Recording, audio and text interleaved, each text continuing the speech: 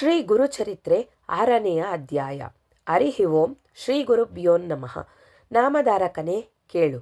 ತೀರ್ಥಯಾತ್ರೆಯ ನೆಪದಿಂದ ಭಕ್ತೋದ್ಧಾರಕ್ಕೆ ಹೊರಟ ಶ್ರೀಪಾದಸ್ವಾಮಿಯ ಗೋಕರ್ಣ ಕ್ಷೇತ್ರದಲ್ಲಿ 3 ವರ್ಷಗಳ ದೀರ್ಘಕಾಲ ನಿಲ್ಲಲು ಕಾರಣವೇನೆಂದರೆ, ಅಲ್ಲಿರುವ ಮಹಾಬಲೇಶ್ವರನು ಶುದ್ಧ ನಿರ್ಗುಣ ಸ್ವರೂಪನಾಗಿರುವನು.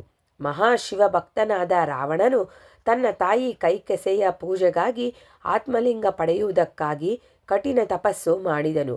ಆತನು ಶಿವನನ್ನು ಮೆಚ್ಚಿಸಿ ಆತನ ಆತ್ಮಲಿಂಗ ಪಡೆದುಕೊಂಡು ಹೊರಟಿರುವಾಗ ಶ್ರೀಹರಿಯ ಸಂಜ್ಞೆಯಂತೆ ಗಣಪತಿಯ ವಿಘ್ನವನ್ನೆಸಗಲು ವಟುವೇಷದಲ್ಲಿ ಆತನಿಗೆ ಕಾಣಿಸಿಕೊಂಡು, ಆಗ ಸಂಧ್ಯಾ ಸಮಯವಾದ್ದರಿಂದ ಸೂರ್ಯನಿಗೆ ಅರ್ಘ್ಯ ಕೊಡುವುದಕ್ಕಾಗಿ ರಾವಣನು ಲಿಂಗವನ್ನು ಆ ಬಾಲಕನ ಕೈಗಿತ್ತನು.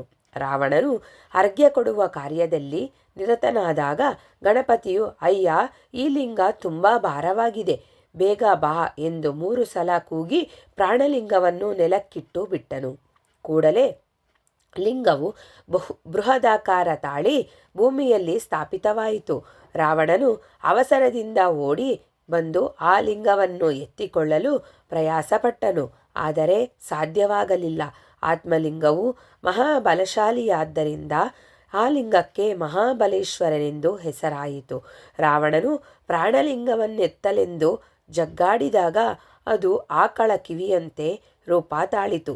ಅದಕ್ಕಾಗಿಯೇ ಆ ಪ್ರದೇಶಕ್ಕೆ ಗೋಕರ್ಣ ಕ್ಷೇತ್ರವೆಂದು ಹೆಸರಾಯಿತೆಂದು ಸಿದ್ಧಮುನಿಯು ನಾಮಧಾರಕನಿಗೆ ತಿಳಿಸಿದನೆಂಬಲ್ಲಿಗೆ ಸಾರರೂಪ ಶ್ರೀ ಗುರುಚರಿತ್ರೆಯ 6ನೇ ಅಧ್ಯಾಯವು ಮುಕ್ತಾಯವಾಯಿತು.